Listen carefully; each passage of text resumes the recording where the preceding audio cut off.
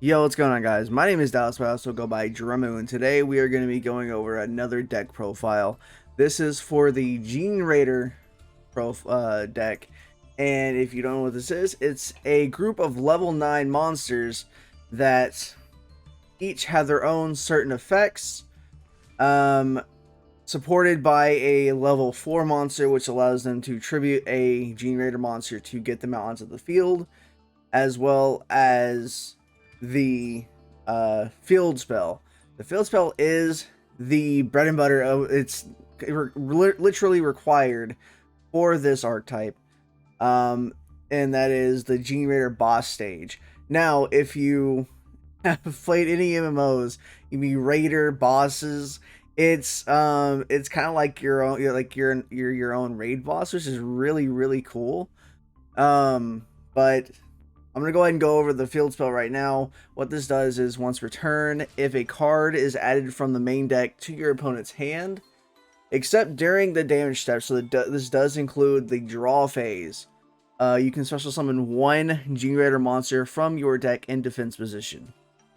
If a Generator monster is special summoned to your side of the field on your opponent's turn, you can summon as many tokens as you can onto your side of the field, but destroy them during the end phase, even if this card does leave the field.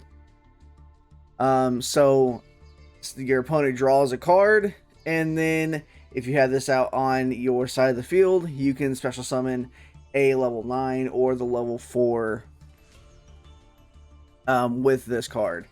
And I would highly recommend to go ahead and get the level 4, because what this does is all Generator monsters on the field gain 1,000 attack and defense during your opponent's turn only. And during the main phase quick effect, you contribute one Generator monster and special summon a level 9 Generator monster with a different name from your deck. Now, that does mean that it has to wait until the main phase. So if your opponent wants to turn one, or I guess draw phase or standby phase, imperm you, then there's not much you can do about that. However, there is a there's different ways to get it on the field, so it'll be fine. There's also disruption you can do. Obviously, if you get this on the field and you can't resolve it, that's kind of bad, but you still get 1,000 attack and defense on every single one of your tokens. And when you go into your main phase, you are going to be tributing a token to special summon any of these level 9 monsters, which each of them have various effects, and all of their effects tribute either Generator monsters or the monsters of the same type. So these can splash into other decks, however, it's not really recommended. The most optimal one you would be able to run is this Mardello Generator Boss of Light. And what this does is when this is normal or special summoned, you can add one Generator card and or one plant monster from your deck to your hand. Now this would be good in decks like maybe Black Rose or any of the, maybe an Echuria as well. I don't know what archetypes all of these can go into splashing wise, but this is probably one of the best ones you can run for any other deck.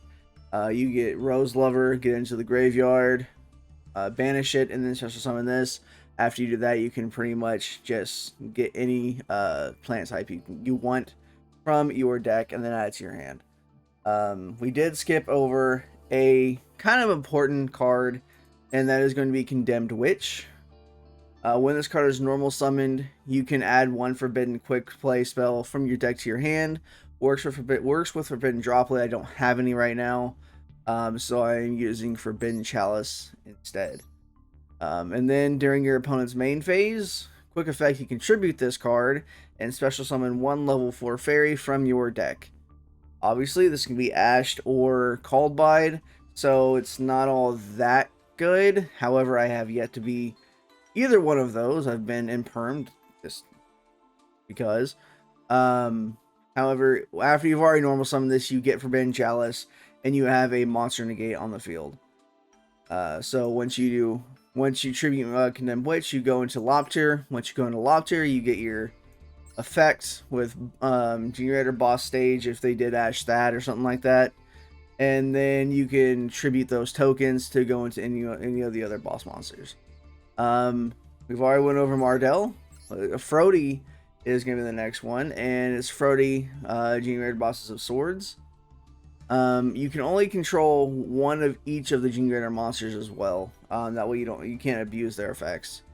This one is you can tribute any number of Generator monsters or warrior monsters, then target that many monsters on the field and destroy them.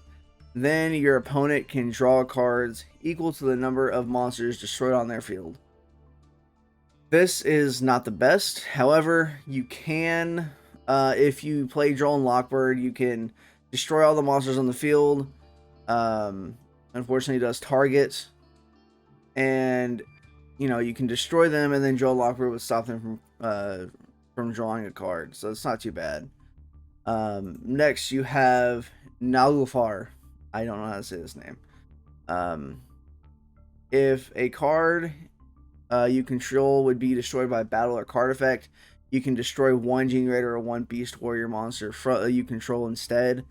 This does work with the tokens as well. However, you can't destroy a token to save the other tokens. If you tribute that, or if you tribute a token to special summon this, you can't destroy a token to save the rest of them. So you have to destroy Loptier or any other Generator monster you have on the field, which does kind of suck. However, you do have a non-effect monster for another Omni Negate that you have in your deck, which is going to be Fist of the Unrivaled Tenyi. And as I said, as long as you have a non-effect monster, you have an Omni Negate on the field. If this set card is destroyed by your opponent's card effect, you can special summon one non-effect monster from your extra deck. I don't have any right now. I was running like Blue Eyes Ultimate Dragon or some other stuff, but it just didn't really seem worth it. This is only here for an Omni Negate. I can't even get a secondary effect. Next, I am running a Nidhogg Generator Bosses of Ice. When your opponent would special summon a monsters, quick effect, you contribute one Generator monster or one word monster and negate the summon. And if you do, destroy that monster. Pretty self-explanatory. You can just negate. The summoning of one special summon monster or monsters, and yeah, you can pretty much stop a lot of good potential boards being created with this monster. And then you have Hela, Generator Boss of Doom.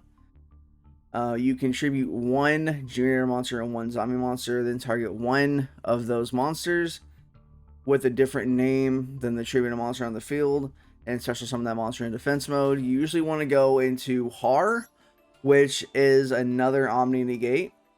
And what this is once returned, if your opponent adds a card from their deck to the hand, except during the draw phase, you can make your opponent send one monster from their hand or field to the graveyard. This is a soft once return, so if you use Loptier to tribute this, get Hela, and then use Hela to tribute itself to get Har again, you can again make them discard a card. Now, what's not once returned is Omni Negate. When a card or effect is activated, you can tribute two Generator monsters and or spellcaster monsters. Negate the activation if you destroy that card. That is a hard once return, so you cannot get that 2 times, but it's fine. You don't really need it then. You usually don't want to tribute tokens, so you are going to be very limited on what you can actually do. By the time you get Har out, you would have already gotten at least 3 tokens on the field. So if you did get this more than once returned, you would have to tribute another actual Generator monster. Next, you have Utsgarda. Quick effect, you can tribute 2 Generator monsters and or rock monsters. Then target one card on the field and banish it.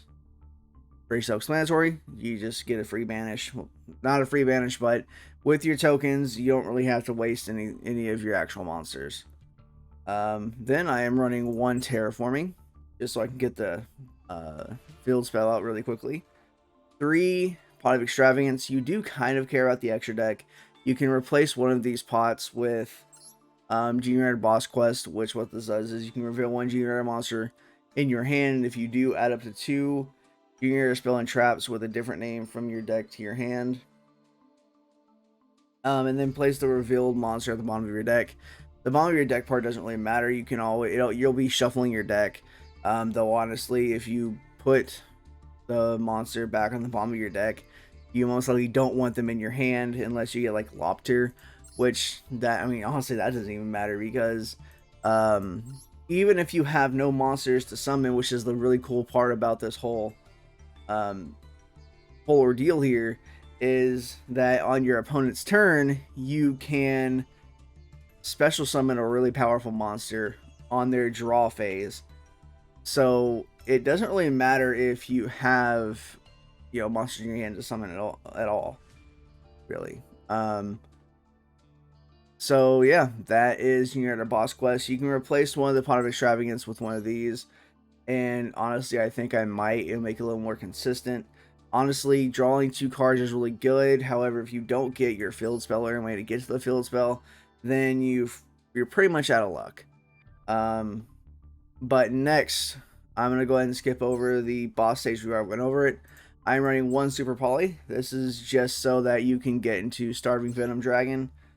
It's a really good board wipe, a good way to get a lot of attack, and you have a couple of dark monsters in this deck that can be used in a lot of decks nowadays use dark monsters as well.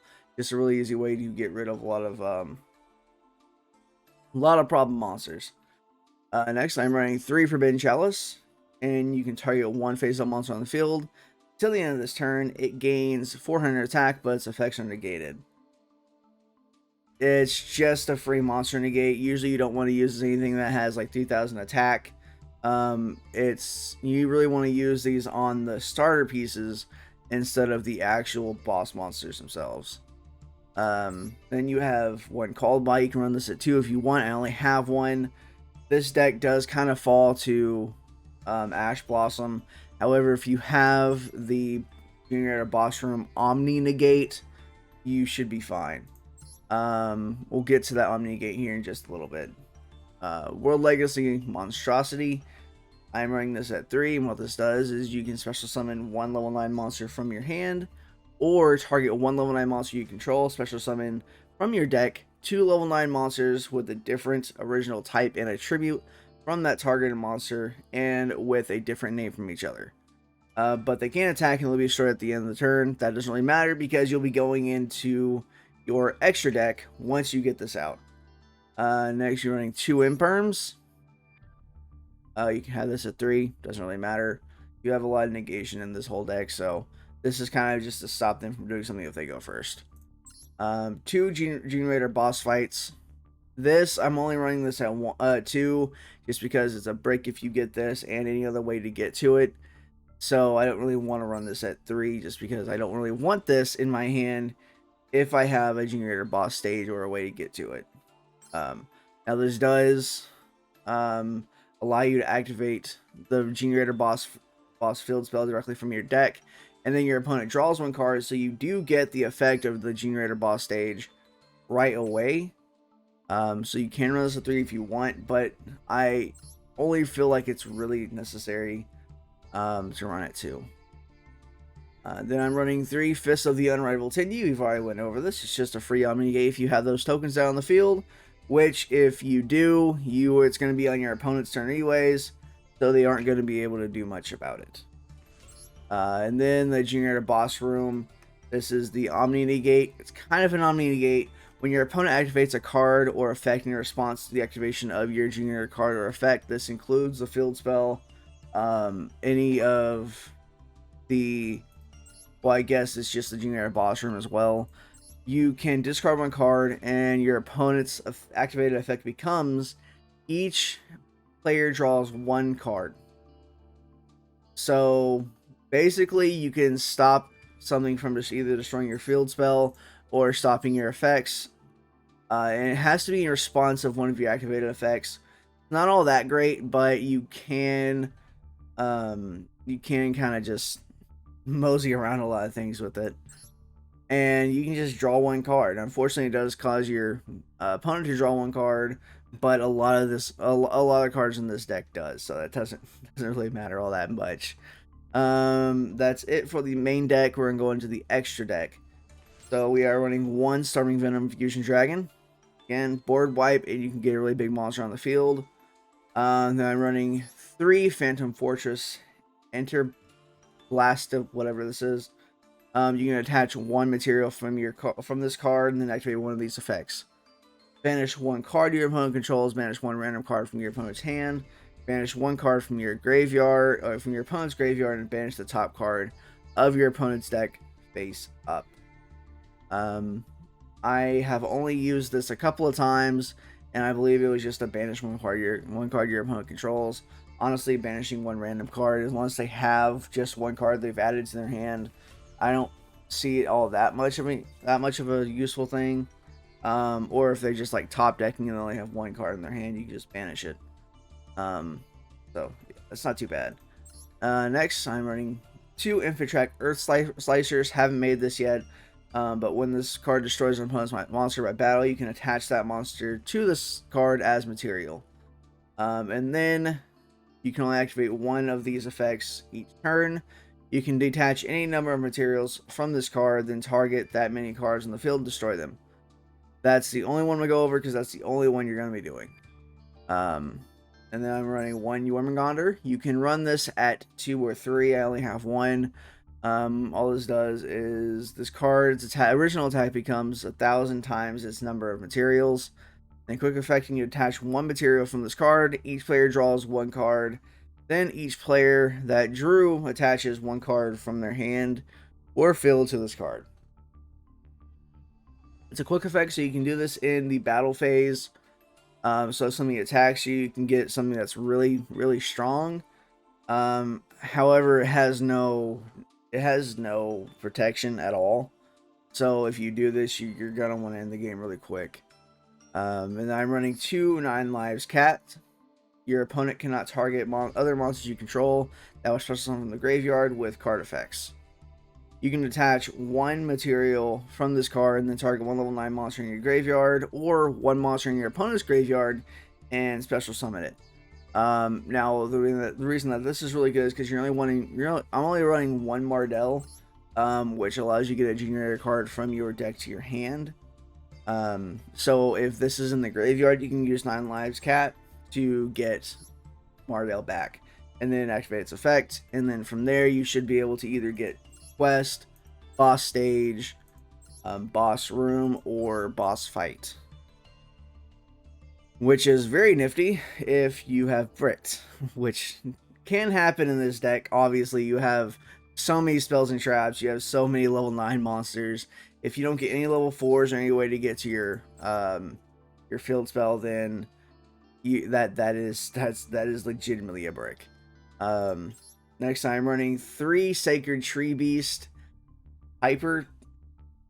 I don't know how to say that word. During your turn, when you activate a card or effect, quick effect, you can target one card of the same type in your graveyard, attach it to this card as material.